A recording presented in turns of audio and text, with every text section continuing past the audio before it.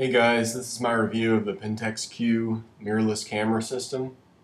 I bought this on Newegg for $189.99, I think in February, which was an amazing closeout deal. I'd seen it before at Fry's Electronics and tried it out. Thought, man, this thing is pretty small and pretty solid. Um, it offers all the manual controls I could want. But at that time it was priced at like $4.99 or something. I just thought, whoa, that's just way too much for a camera with such a small sensor.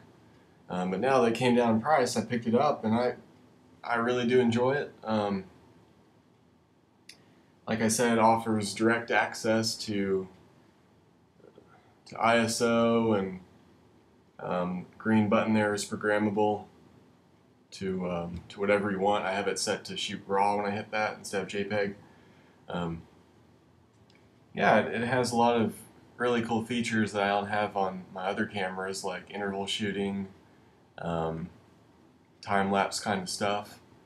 The lenses, like this lens has a built-in neutral density filter I can switch on and off, which is pretty cool. And what else? The high ISO on it's pretty clean. It's about like my Canon S90 I used to have, which is surprising because that camera has a slightly larger sensor than this thing, and it just kind of shows how technology progresses. Dynamic range is pretty good. As long as you shoot at lower ISOs, dynamic range is pretty far up there. When you push the shadows up in Lightroom, though, it can get a little noisy, but it does a pretty good job for what it is. But yeah, I love this camera. As for lenses, I got it with the standard zoom, which is roughly 27 to 80 or something like that, equivalent. I also have the fisheye, which is about, I think, maybe 16 or 18 millimeters. It's not super wide for a fisheye, but it does have the effect. Manual focus only, f5.6. Really fun lens to shoot with. It's surprisingly sharp.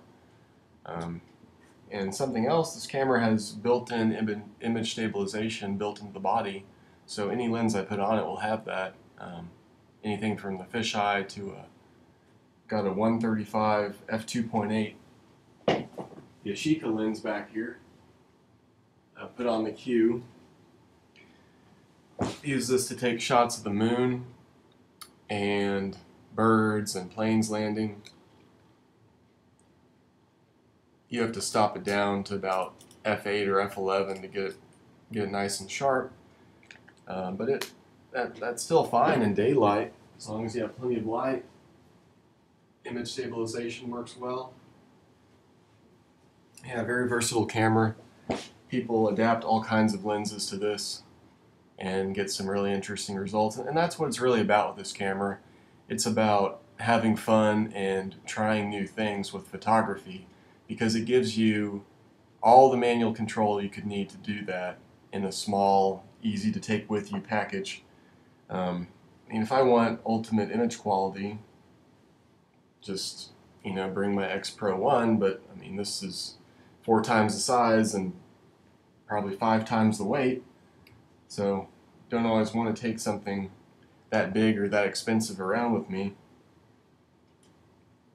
And honestly, I think that the Pentax has the more logical control layout, and just using it seems a little bit quicker than using the Fuji. So I would definitely consider looking at one, especially now that the price has come down. The price has jumped up from $189 back up to like $250, but that's still a good deal, I'd say. So if you want a camera that's fun, you can go out there and experiment with, I recommend the Pentax Q. Thanks for watching.